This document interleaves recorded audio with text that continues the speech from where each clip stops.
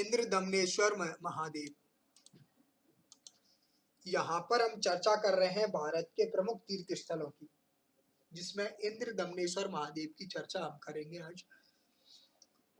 बढ़ैया लखीसराय के बीच बालगुदर गांव के पास छोटा सा गांव चौकी है।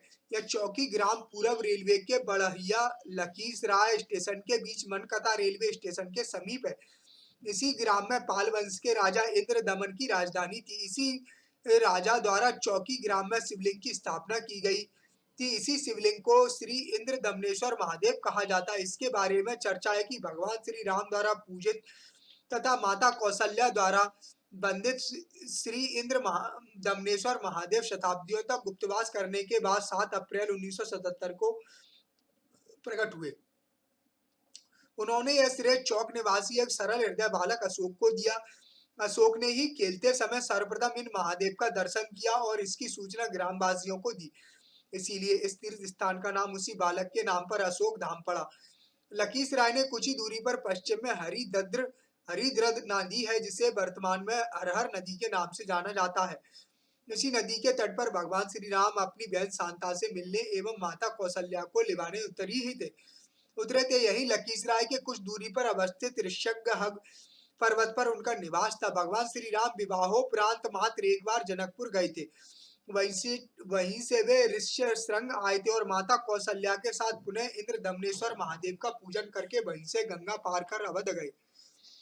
इस प्रकार इंद्र दमनेश्वर महादेव भगवान राम द्वारा एकाधिक बार पूजित हुए हैं। माता कौशल्या द्वारा भी इनकी पूजा अर्चना हुई है। भगवान बुद्ध के अवतरण तक यह क्षेत्र प्रसिद्ध हरिहर क्षेत्र की पूर्वी सीमा के अंतर्गत रहा। धीरे धीरे गंगा माता के उत्तर की ओर खिसकने से इसका संपर्क हरिहर क्षेत्र से टूट गया। बौद्ध धर्म के प्रभाव वृद्धि के समय भगवान शंकर अपने मंदिर सहित अंतर्धान हो गए, अर्थात भूमिगत हो गए। जगत गुरु आदि शंकराचार्य के द्वारा सनातन धर्म के पुनरुत्थान के साथ भगवान शंकर के विग्रह का उद्धार हुआ और पालवंशी गढ़ मंडलेश्वर जयपाल ने इसका पूजन अर्चन आरंभ किया। किंतु इन्हीं के वंशज राजा इंद्रदुम्न के यहाँ भव्य मंदिर का निर्माण कराया। इन्हीं शंकर की कृपा से और इंद्र की अनुकंपा से इन्होंने अनावृष्टि और घोर दुर्भिक्ष से मुक्ति दिलाई। भगवान शंकर ने साक्षात दर्शन देकर राजा इंद्र दुम्न को वरदान दिया। फलस्वरूप भगवान शंकर का नाम यहाँ इंद्र दमनेश्वर सुविख्यात हुआ। अपनी विशिष्टता के अनुकूल भगवान मुस्लिम आक्रमण के समय पुनः भूमिगत हो गए। आज जब भगवान इंद्र दमनेश्वर प्रकट हुए हैं तो यह देखकर पुरातत्ववेत्ता आश्चर्यचकित हैं और कि बौद्ध काल की जितनी भी मूर्तियां थी एक भी अखंडित नहीं मिली है, परंतु भगवान इंद्र दमनेश्वर को खरोंच भी नहीं आई है।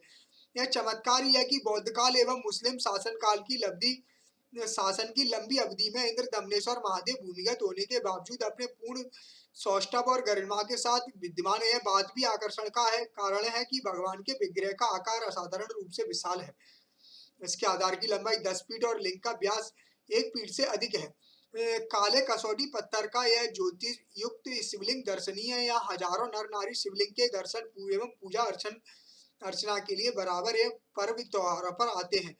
शादी, जनेऊ, मुंडन आदि जैसे शुभ कार्यों के लिए तीर्थ स्थान बन गया है। आज भगवान इंद्र दमनेश्वर महादेव मानव जाति का कल्याण करने के लिए प्रकट हुए हैं। बाबा बैद्यनाथ धाम के लिए जल संग्रह हेतु जहुनु ऋषि के आश्रम सुल्तानगंज जाने के मार्ग पर ये महादेव अवस्थित हैं। हर भक्त की परीक्षा के लिए यहाँ पर भक्तों का जमघट लगा रहता है। ओम नमः शिवाय, ओम नमः शिवाय, हर हर भोले नमः शिवाय। ओम नमः शिवाय, ओम नमः शिवाय, हर हर भोले नमः शिवाय। ओम नमः शिवाय, ओम नमः शिवाय।